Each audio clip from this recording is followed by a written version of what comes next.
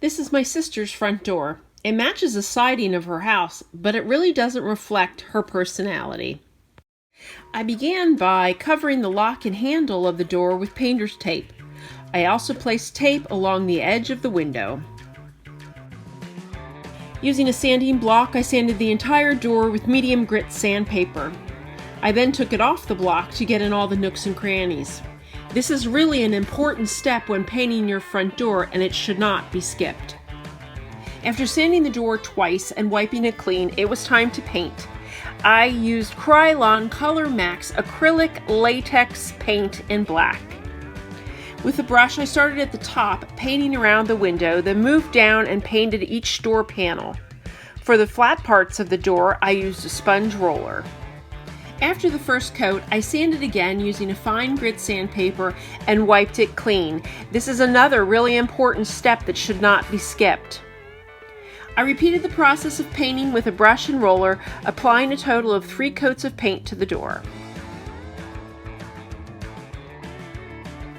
The door looked great painted black, but I needed to add some personality, so I decided to use a paisley stencil. I taped the stencil to the door and began a dry brush stenciling technique using a gray paint called concrete.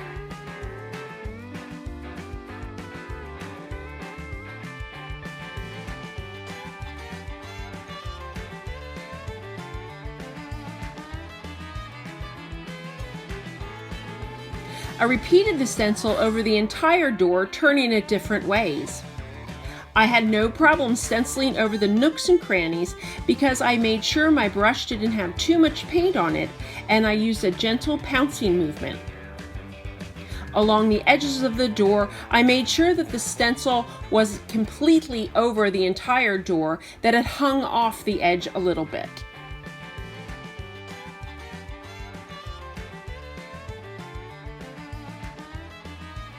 Now my sister's front door matches her house and reflects her unique personality.